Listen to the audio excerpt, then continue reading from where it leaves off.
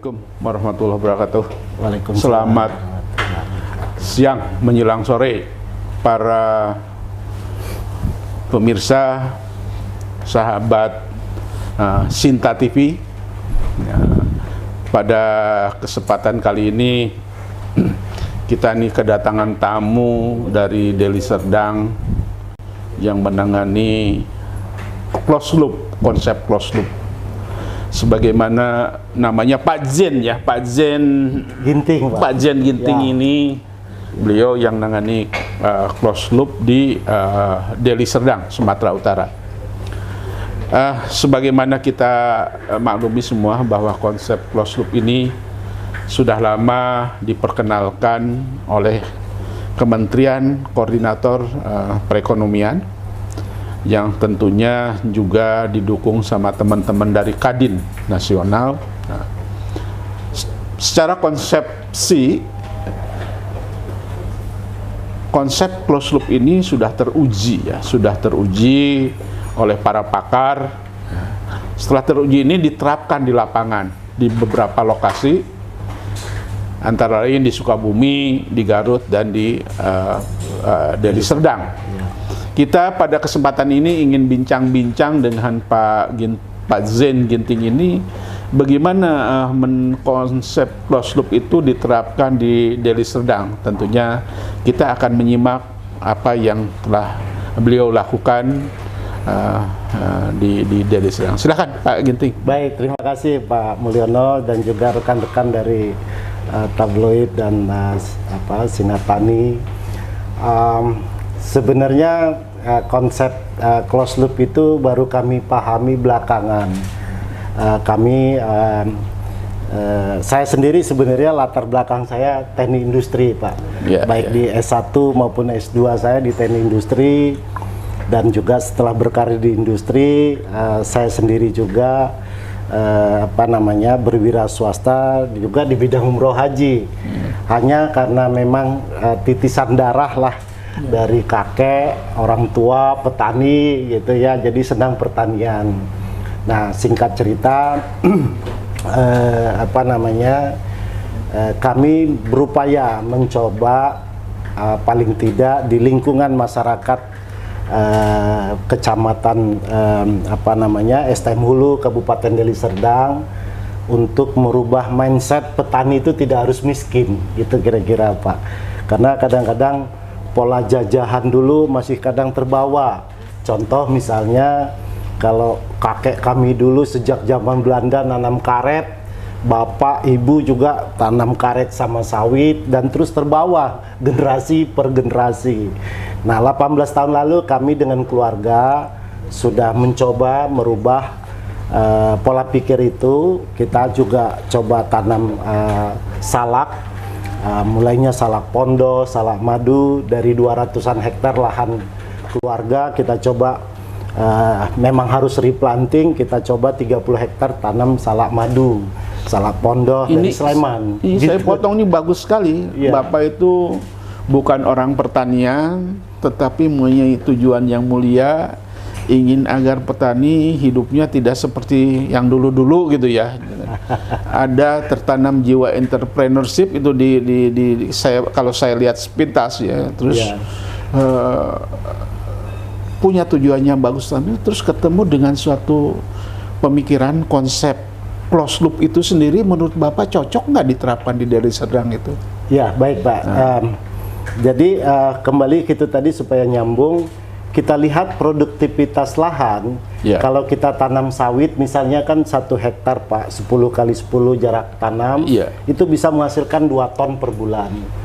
Nah, kira-kira ya Pak ya, 2 ton kalau diambil rata-rata harga sawit, kita ambil Rp2.000, berarti produktivitas lahan dalam pikiran saya ya 4 juta rupiah per bulan per tahun. Ini produktivitas, belum biaya-biaya produksi, pupuk, tenaga kerja, dan seterusnya. Nah, begitu kami tanam salak, 3 tahun kemudian berbuah di Deli Serdang, dan alhamdulillah sekarang menjadi sentra salak, juga sama bisa menghasilkan 2 ton per bulan Pak. Dalam luasan? Per hektarnya, sama-sama sehektar nih. Jadi kalau sekarang kami lapak buah mengambil dari petani itu harganya 6.500 per kilo. Salak apa tuh, Pak? Salak Pondo. Kalau salak madu lebih mahal lagi. Nah, 6.500 kali 2.000 kilo, 2 ton berarti 13 juta. Nah, jadi kalau saya yang tadinya bertanam sawit 1 hektar 4 juta produktivitas lahannya kami sebut. Bapak misalnya tadi menanam salak bisa 13 juta. Gitu. Jadi ada kenaikan produktivitas lahan hampir 300%. Luar biasa ya. Nah, dan demikian juga ada kebebasan bagi masyarakat tani, tidak harus menjual ke pabrik yang rata-rata dimiliki oleh konglomerat lah katakan Pak ya.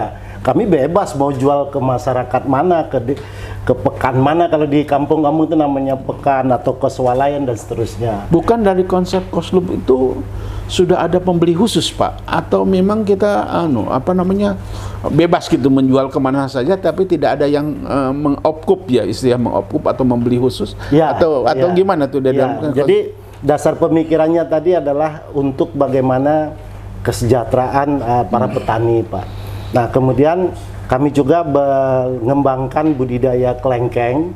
7-8 tahun yang lalu kami pelajari ke Vietnam, ke Thailand, dan kita bawa sebagian masyarakat. Ternyata kalau kelengkeng produktivitas lahannya bisa 3 kali lipat daripada salak lagi. Luar biasa. Atau katakan 9 kali lipat daripada sawit gitu kira-kira, Pak. Kemana jualnya lengkeng itu, Pak?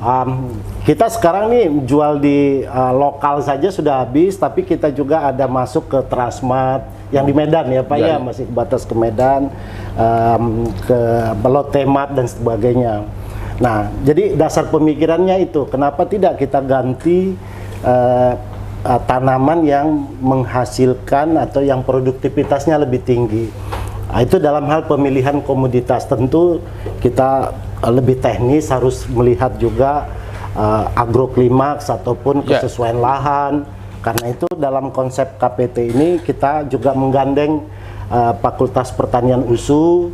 Ada kebetulan dari Pak Rektor tugaskan Prof. Raup untuk sebagai pendamping teknis.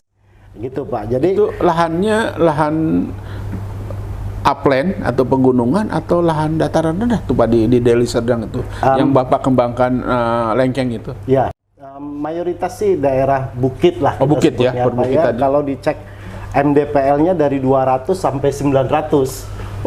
Antara 200 sampai 900 meter. Ya, tapi lengkeng ini sangat adaptif, Pak. Adaptif ya. Adaptif. Jadi kemudian saya masuk ke konsep closed loop. Kenapa kita tertarik dengan konsep closed loop? Tadi itu, Pak, kebetulan di Februari 2020 mulai dilarangnya jamaah kita untuk umroh haji berangkat. Karena COVID ya, dilarang karena saya COVID pulang ke kampung, kita ngumpul-ngumpul dengan kepala desa, ketua kelompok tani, Pak Camat, program apa nih untuk bisa kita kerjakan selama COVID. Kami pelajari juga beberapa program di kementerian-kementerian lain, tapi akhirnya kami pernah ikut salah satu webinar yang dari Kemenko Perekonomian. Saya lihat konsep closed loop ini cukup cocok dan sangat open system, artinya bisa kita terapkan tidak hanya di hortikultura tapi juga di sektor lain termasuk peternakan, perikanan, bahkan ke pariwisata dan sebagainya.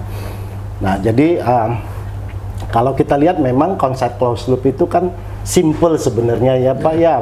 Artinya bagaimana kita membentuk satu ekosistem dari hilir ke hulu dan sebaliknya, melibatkan para stakeholder untuk kesejahteraan masyarakat. Jadi bisa kita terapkan tidak hanya di hortikultura, maksud saya bisa di peternakan, perikanan gitulah. Nah, kemudian sampai saya waktu itu kontak-kontakan ke kementerian, dan ada saat itu kunjungan dari Bu Yuli, Asdep daripada Kemenko Perekonomian di Deputi Agribisnis kalau tidak salah. Kemudian kita culik lah, artinya kita undang ke kebun kita dan kita silaturahmi, diskusi, dihadiri juga oleh kelompok-kelompok tani dan kepala desa, Pak Camat. Nah, kelihatan kita sepakat untuk ya sudah kita buat program closed loop, kira-kira begitu. Dan alhamdulillah kemarin 3 November 2021 22 6 bulan lalu kita sudah launching dari Kemenko, dari kementerian lain juga bisa hadir dan sebagainya, Pak. Ya, luar biasa. Ya, ini pada umumnya petani kita ya, hampir di semua sektor dan di rata-rata ya, punya kelemahan dari aspek permodalan. Pertama ya, punya kelemahan juga akses terhadap pasar. Baik, Pak. Punya kelemahan juga akses terhadap sumber informasi dan teknologi. Ya, paling tidak yang paling pokok aja itulah. Baik, jadi tiga itu bagaimana yang Bapak rasakan, Bapak alami tentang masalah permodalan yang biasanya pada umumnya petani selalu dia akses aja dengan sumber-sumber permodalan seperti perbankan dan sebagainya ya tidak biasa gitu ya. Mereka pertama terkendala oleh agunan ya, agunan. Mungkin Bapak pernah jadi pengusaha dan sebagainya, mungkin kalau Bapak tidak, Pak Zen ini tidak pernah mengalami seperti itu, tapi petani pada umumnya selalu ketika harus bicara akses bagaimana mengakses sumber-sumber permodalan ada kendala. Antara lain kendalanya adalah agunan. Begitupun ketika dia mau mengakses ke pasar juga, kadang-kadang dia tadi, wong sudah ada aja katanya tadi di sawit, pasarnya itu pabrik. Tapi mereka, ya saya nggak perlu disebutin ya, seperti apa itu kendalanya. Nah terus begitupun karena dinamika kemajuan teknologi begitu pesat gitu, cepat. Mungkin sekarang mereka bisa lihat di YouTube, Google dan sebagainya ya. Itu dari pengalaman Bapak terjun ke dunia agribisnis dengan pola closed loop itu ditemukan nggak minimal 3 aspek, tiga masalah besar itu yang jadi, silakan. Baik, Pak. Ya, saya merasakan sekali karena memang kami sebagaimana tadi saya sampaikan sudah mulai 18 tahun lalu menggeluti bidang pertanian ini, termasuk ke aspek pemasarannya yang belakangan ekosistem ini baru kita sebut namanya closed loop gitu. Pak. Paling tidak memang ada 3 hal yang menurut saya menjadi tantangan di masyarakat tani Indonesia. Yang pertama tadi aspek permodalan. Nah, jadi karena itulah begitu kemarin dari Kemenko bisa hadir di bulan kalau nggak salah Agustus 2021 ke kebun kita tadi diskusi dan ternyata begitu banyak program-program pemerintah ini yang bisa kita adopt. Sebelum ke KUR mungkin yang pertama ada program CSR, ada LPDB dan seterusnya sampai ke yang lebih teknis KUR klaster pertanian. Kami juga minta tolong ke Ibu Indah Megawati, Direktur Pembiayaan Kementan di Dirjen PSP untuk mensosialisasikan bagaimana itu KUR klaster pertanian dan sebagainya. Dan alhamdulillah udah dapat itu KUR. Kita sudah berjalan dengan beberapa bank yang untuk tanaman hortikultura semusim, bawang merah, cabai dan seterusnya itu kita sudah jalan dengan Bank BNI Pak di Sumatera Utara, dan itu alhamdulillah juga berkat dukungan daripada Direktorat Pembiayaan di PSP mau juga atas koordinasi daripada katakan Deputi Pengembangan Agribisnis di Kemenko Perekonomian. Nah itu yang pertama memang. Alhamdulillah ya bisa teman-teman petani sana bisa diakseskan tadi karena memang ada tadi Ibu Yuli atau teman-teman di Kemenko Perekonomian juga membantu untuk bagaimana untuk kemudahan mengakses sumber-sumber permodalannya. Terus dari aspek pasarnya gimana? Tadi saya bilang yang kedua pasar itu gimana? Mungkin sebelum ke pasar, yang kedua kendala petani itu ya adalah pendampingan, Pak. Oh ya, nah, tadi memang, yang saya sebut tadi akses terhadap sumber informasi dan teknologi termasuk pendampingan. Pendampingan teknis. Memang kita mempunyai PPL, mungkin satu PPL bisa 4-5 kecamatan dan sebagainya. Nah, kita rasa ini kurang cukup. Karena itu kita juga dalam hal pendampingan ini menggandeng beberapa pihak, termasuk misalnya pihak akademisi. Nah, kita tadi kerjasama dengan Fakultas Pertanian USU Dalam hal ini Pak Rektor sudah membuat SK ke Prof. Insinyur Arauf, guru besar di USU sana, untuk mendampingi kawasan pertanian terpadu ini. Yang kedua, kita juga mengoptimumkan balit-balit yang ada di Kementan. Ada Balitsa misalnya di Lembang, juga kebetulan ada juga subunitnya di Tongkoh di Brastagi, ada Balitbu di Solok, dan kita waktu COVID itu ya banyak kan memang lewat Zoom ya Pak. Dan ketiga, teman-teman praktisi ya ada misalnya untuk alpukat kita minta bantuan Pak Dr. Reza, Ketua Alpukat, Asosiasi Alpukat. Demikian dengan apa namanya untuk durian kita minta bantuan ke Yayasan Obor Tani. Ini dalam hal pendampingan. Nah, baru ketiga, aspek ketiga sebentar, memang Pak. Pemasaran, Pak. Jangan ketiga dulu nih. Sebenarnya kedua itu kita dulu punya program Satu Desa Satu Penyuluh. Tadi Bapak sampai mengatakan seorang penyuluh beberapa kecamatan. Ini juga barangkali kita coba menganukan lagi ke pemerintah dulu. Bagaimana kita mencukupi kebutuhan petani dengan Satu Desa Satu Penyuluh, tapi dalam faktanya begitu jauh kekurangan penyuluh itu, sehingga ya untunglah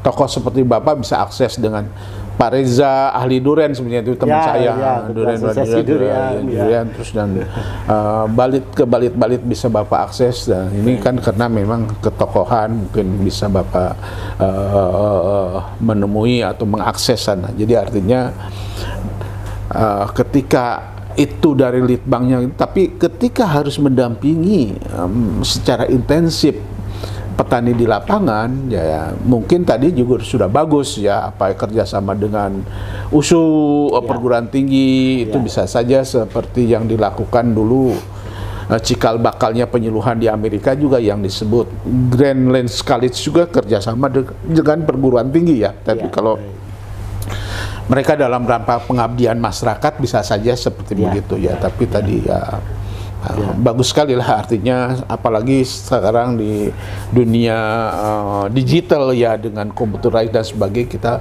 men-searching apa teknologi sangat mudah. Tapi ketika harus karena penyuluhan itu bukan hanya transfer pengetahuan dan teknologi, juga harus mengajarkan keterampilan, keterampilan di dalam melakukan usaha, keterampilan dalam menerapkan teknologi, keterampilan itu. Yang ketiga, yang kehadirannya di situ yang adalah merubah sikap, gitu. Merubah perilaku ya. Benar, Pak. Yang tadinya tradisional, bagaimana berjiwa modern, bagaimana punya jiwa entrepreneurship. Dan kalau mereka dalam satu kelompok, ini juga harus punya kemampuan manajerial, memanage dalam satu kelompok. Itu mestinya penyuluh pun tidak hanya transfer teknologi, tapi juga merubah sikap, gitu, merubah sikap, mentalitas gitu yang harusnya. Ini mudah-mudahan bisa di-cover sama teman-teman dari USU ya, menyadari gitu, tidak hanya ansih kepada teknologi. Oke Pak, jadi artinya bisa saja kita minta kepada mereka yang tadi, karena perubahan sikap ini sangat penting sekali di dalam untuk menganukan menjadi petani modern tuh harus berubah sikapnya. Kalau tidak berubah sikapnya dia tetap seperti yang Bapak gambarkan sebelumnya itu. Silakan yang ketiga kaitan dengan market ya. Ya baik Pak. Jadi masuk ke aspek ketiga, kesulitan petani dalam hal akses pasar. Nah, ini tentunya diperlukan satu edukasi kepada para petani, kelompok tani kita, mana ini yang memang kualitas premium, supaya bisa masuk ke modern market, apakah swalayan, e-commerce dan sebagainya, mana yang masuk ke dalam spek daripada medium, bisa masuk ke pasar induk dan sebagainya, atau mungkin dari grade CD-nya yang buahnya kecil dan sebagainya bisa kita olah untuk mendapatkan nilai tambah. Kira-kira itu. Sudah bagus sekali. Kita sudah kontrak dengan para petani kita di sana, misalnya seperti salak itu kita ambil dari petani sudah dengan menerapkan fixed price 6.500 per kilo. Nah, kemudian kita didik petani tadi untuk menjaga kebersihan, juga katakan tadi itu memisahkan mana yang grade super, mana yang medium dan mana yang lower. Dengan demikian kita lapak buah sebagai off-taker tidak merasa kesulitan lagi untuk masuk ke modern market seperti swalayan, kemudian e-commerce dan sebagainya. Nah, memang tentu banyak kendala-kendala, Pak. Jadi tapi intinya petani tadi atau katakanlah masyarakat tani kita itu membutuhkan 3 hal tadi, permodalan, kemudian kami sebutnya lebih cenderung pendampingan, Pak. Kemudian ketiga baru pasar. Gitu kira-kira, Pak. Itu yang disebut ketiga itu yang diamankan oleh A.T. Moser. Jadi kalau dari tradisional ke modern cuma 3 Moser itu menyebutkan tadi. Walaupun Moser mengatakan ada 5 syarat pokok atau esensial dan 5 syarat. Tapi ketika dikristalkan 3 itu sebetulnya yang kuncinya itu.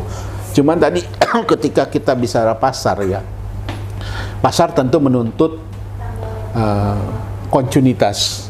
Pasar pasti menuntut kualitas. Karena itu yang tadi kalau pasar mintanya seperti ini kita harus begini kontinuitas, kualitas dan tentunya ada produktivitas terpenuhi gitu. Itu 3 tas itu yang biasanya pasar nuntut seperti begitu. Tapi Bapak tadi sudah bicara masalah grading, mana yang harus masuk pasar ekspor, pasar modern maupun pasar. Tapi saya punya suatu pengalaman ini ketika saya lihat kebun lengkeng di Thailand. Itu ada bantuan raja untuk mengolah buah lengkeng itu setelah dikupas dikeluarkan bijinya, masuk seperti di open gitu alatnya. Itu kalau kita mau makan si lengkeng yang sudah di open itu, Pak, tinggal dimasukin ke air, ngembung lagi jadi kayak lengkeng segar gitu. Benar, Pak. Coba barangkali Bapak bisa, saya tidak model mesin opennya seperti apa. Itu yang dilakukan teman-teman di Thailand gitu. Dan mereka itu saya lihat dari mana ini mesin ininya, alatnya gede banget, segede 2 kali lemari itu. Saya datang sana, ini Pak, coba Bapak masukin ke air, langsung prot. Jadi terus si airnya yang direndam itu juga wangi gitu, ini lengkeng gitu. Jadi barangkali ini saya contoh aja. Contoh seperti begitu ketika memang permasalahan ketika panen raya membeludak, padahal demandnya segitu-gitu aja, ada yang harus dimodifikasi, diolah sehingga ini pengalaman seperti itu karena terus terang negara tetangga ini, Thailand itu memang terus terang luar biasa, mereka akan menjadi nah sekarang katanya Vietnam sudah menyusul gitu. Tentunya kita juga tidak mau kalah. Cuman saya lihat tadinya ternyata Deli Serdang juga bisa mengimbangi beras tagi, kan dulu selalu Horti itu di beras tagi beras tagi, tapi ternyata sekarang saya dengar di Deli Serdang juga luar main. Saya kira bagus sekali, Pak, saya appreciate. Mudah-mudahan program ini yang Bapak rintis maju, tentunya dengan konsep closed loop dari Menko Perekonomian dengan teman-teman di Kadin gitu. Ini menjadi suatu model pertanian agribisnis atau berusaha agribisnis masa depan itu seperti begini gitu. Itu yang bisa menguntungkan dan mudah-mudahan tadi pengalaman Bapak sebagai entrepreneur di berbagai bidang dan sebagainya bisa ditularkan kepada petani-petani di sana, saya kira. Amin, Pak. Terima kasih sekali. Ini mudah-mudahan ini bisa memotivasi sahabat Sinta di seluruh Indonesia, para penyuluh. Ternyata yang dikatakan tidak mungkin bisa mungkin. Ternyata Bapak ini tidak punya background di pertanian juga bisa masuk dengan ilmu manajemennya, ilmu jiwa entrepreneurship-nya. Saya kira terima kasih Pak Zain, sahabat sahabat Sinta, TV Sinta. Kita luar biasa kedatangan tamu, seorang praktisi dan dia berani terjun ke dunia pertanian. Mudah-mudahan niat baik beliau ini mendapat ridho Allah Subhanahu wa taala sehingga betul-betul bisa terwujud cita-citanya dan bisa jadi model untuk di seluruh Indonesia. Terima kasih Pak Jen. Terima kasih, Pak. Terima kasih.